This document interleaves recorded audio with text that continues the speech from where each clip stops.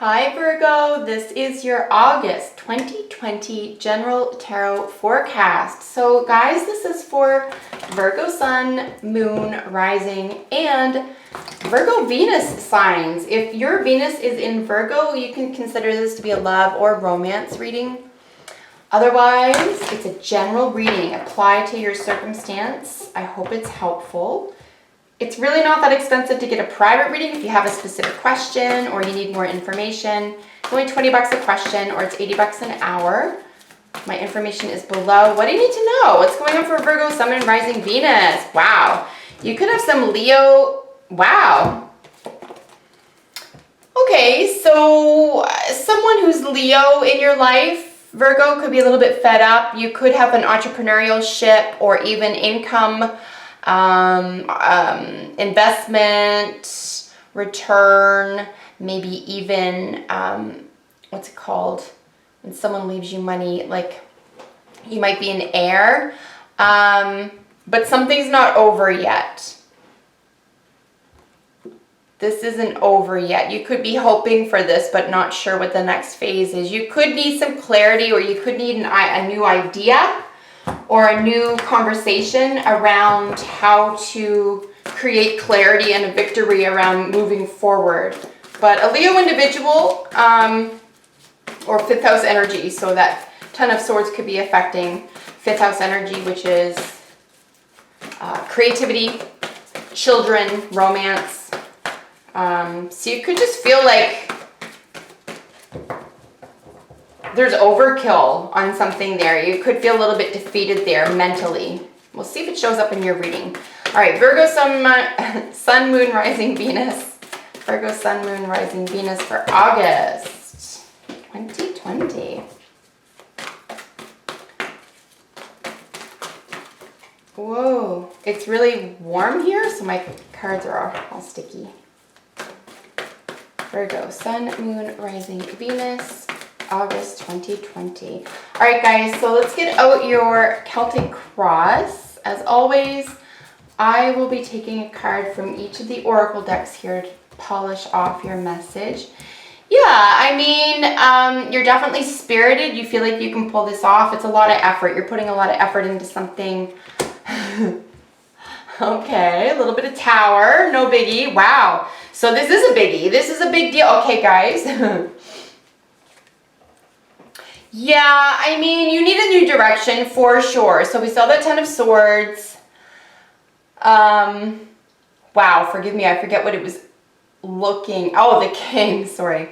The King. So this is a big, big part of it. We had that King, 10 of Swords looking at the King of Wands, and we're starting out with the situation for you is the 9 of Wands. So this does have to do with very possibly a home business, an entrepreneurial project, work, effort, something you're passionate about and you know you can pull off, but you're kind of tired, or there are going to be significant or sudden changes to that, or that's what you're hoping for. It is a bigger deal than I thought it was, just because following this, we do have two majors. We have the Hierophant down here, could be dealing with Taurus, but also possessions and long-term commitments, could be marriage. But certainly contracts is a very, very big part of it. But something institutional here you want to work for, you want to be part of an institution. You're definitely being directed in this area.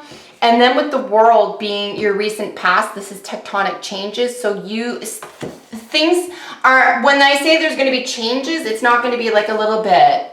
Holy God, guys. Okay, so we have the World and then death, no biggie. And then we have another 2. This is gorgeous.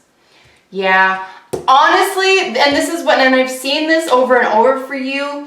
And bless your hearts, because I know it's a struggle, but I really feel like there's a part of your own success that you could be talking yourself out of or convincing yourself out of by virtue of what's going on in your own mind. So really pay attention to any negative thoughts in your own mind. You can get away from it. You can be victorious. Come on. This is stunning. What a beautiful reading for you. Sorry if I spaz, it's only because I'm excited, because I don't know what's next. It's just very nice to see some gorgeous outcome energy for you. So I do see, and really, I was going to say you're only dealing with a little bit of difficult energy. You're dealing with some major changes, I would say, for the first 2 weeks. And like I said, it may even cause a little bit of insecurity, I hear, for you, or it may even cause, by virtue of being unable or unwilling to communicate somehow, and I'm not sure what that's about. We'll get to that in a second, but holy smokes, this is an intense reading. Let's not waste another second. Here at the bottom of the deck energy is the Queen of Swords. So this is, she's also known as the Divorce Queen, but this lady has seen and heard everything. You can't get anything by her. That huge old white owl on her shoulder is indicative of absolute wisdom. Now, interesting to note, this is Libra energy, or contracts and alliances, you know, cardinal energy. And then we have, you know, this Hierophant down here, this Taurian energy. Taurus and Libra actually share Venus. So this could have to do with something you really enjoy. Beauty, could have to do with creativity, could have to do with the arts. But you know, I'm looking more to institutional arts, like creative arts, whether, you know, say architecture or you know, medical arts, this type of thing. So while she's severe, she's very, I would say, very balanced, and she's interested in truth and facts. So this one cool thing about her, she may be accused of being cold, but my word, she will not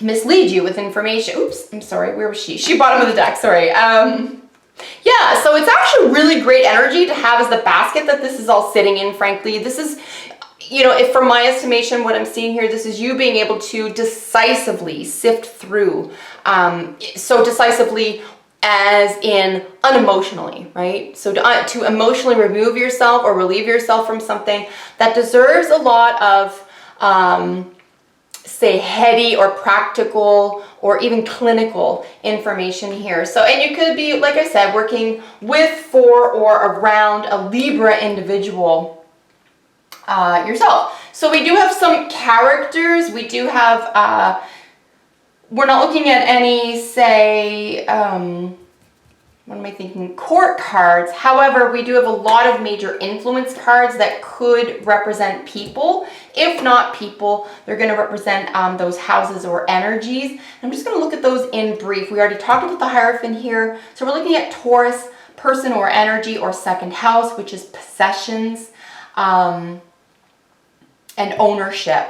We are looking at world, which is Saturn ruled. Saturn rules Capricorn, and it's also, you know, it's Chronos, it's time and limitations. But this is, you know, the world under Saturn in tectonic change is like major change. Tectonic means from one piece of ground to another, like something actually shifting forever.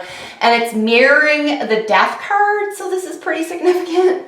The Death card, of course, is Scorpio ruled. Scorpio is ruled by the 8th house, so sex, death, and rebirth. Interesting to note, Taurus and Scorpio are opposites. So possessions, sex, death, rebirth. Shared finances is another major contributor to the 8th house, shared finances. So wills and estates could be a big deal. Marriages or the dissolution of marriage. Very, very interesting. And then, of course, Chariot way over here is Cancer ruled, and that's 4th house. That has to do with your family. It has to do with your first wound or first trauma, your mother. But there's a major victory and moving full force ahead, and then a very, very full heart here.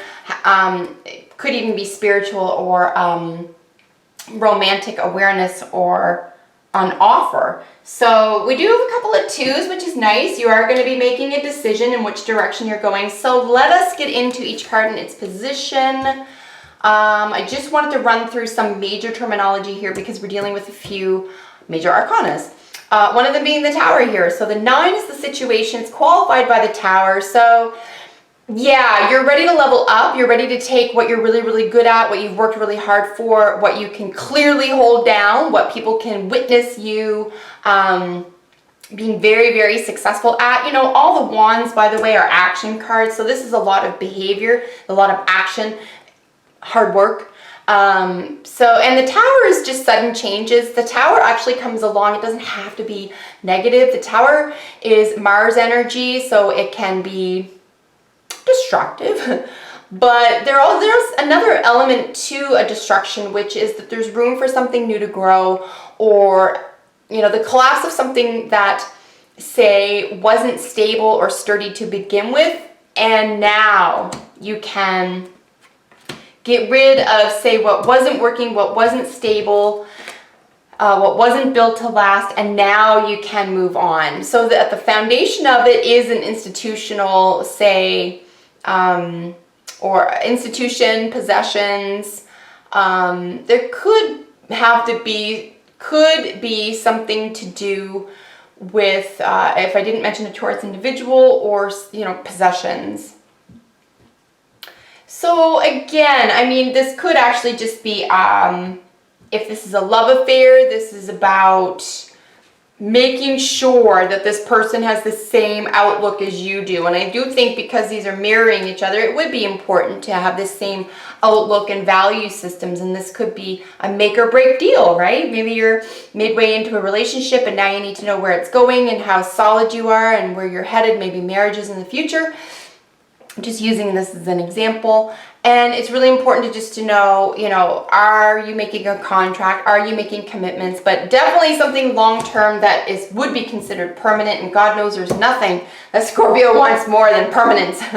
Both of these, Taurus and Scorpio, are both very permanent-minded. They're both fixed energies. Here in your recent past is the world. And here's where we're looking at that Saturn tectonic changes. So, you know, that sense of responsibility and limitations and, you know, the finite nature of the human experience. So there could be a sense of, you know, you're ready to move on. You're ready to take what you learned and to move on from it. And you've had to make some very severe decisions here, Virgo. So this is really lovely energy, particularly because it's going to add so much, especially by the end of the month for you. But if there is something you'd like to take by the reins, as it were, here, right? This is your wish card. If you do want to move forward with a plan of action that you can see turning out for you, like you do see here in your decision card here that's crowning you, you just have to make up your mind. This is a choice. It's a direction that you take.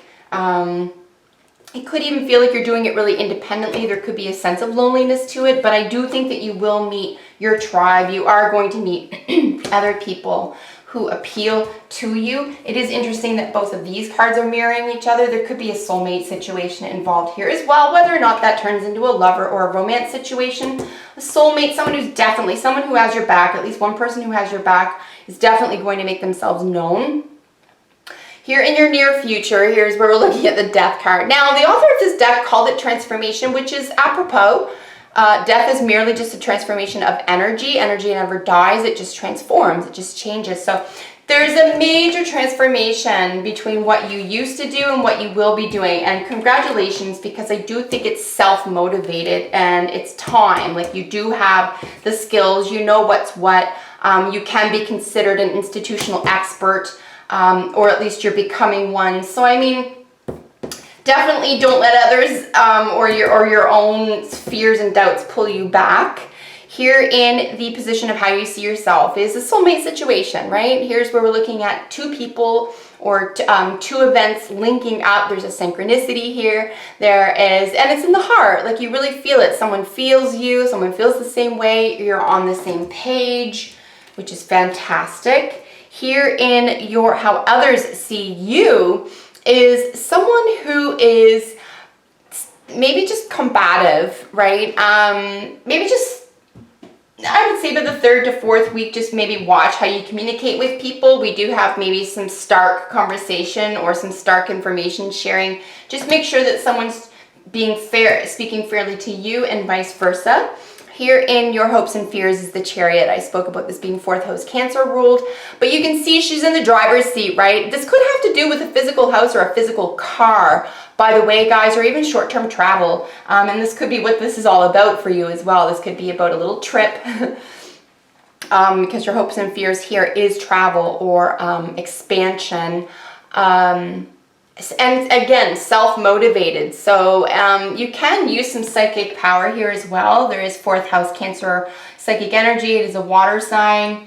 And she would be considered a queen. We have the Queen of Swords being Libra. The Queen of Cups would represent Cancer over here. So your heart is very much involved here. So I would really,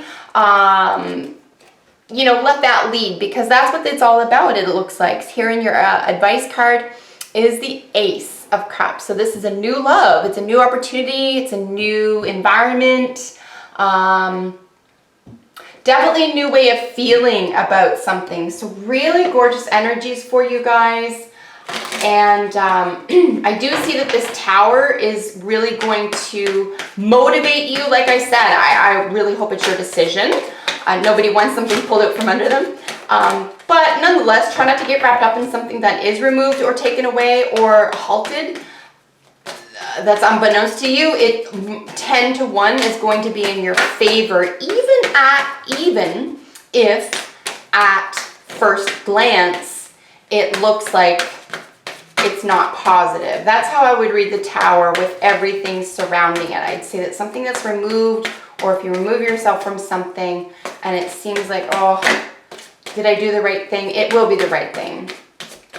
All right, so let's get some oracle cards for you to polish off your reading for you. Really, I'm not seeing anything difficult. Like I said, we have a lot of intensity, but like I said, I would just, by the 3rd or 4th week, just make sure that you watch how you're communicating and what's being communicated. And this could just be the final, this could even just be how you figure something out too, the way someone communicates with you or how someone gets through to you.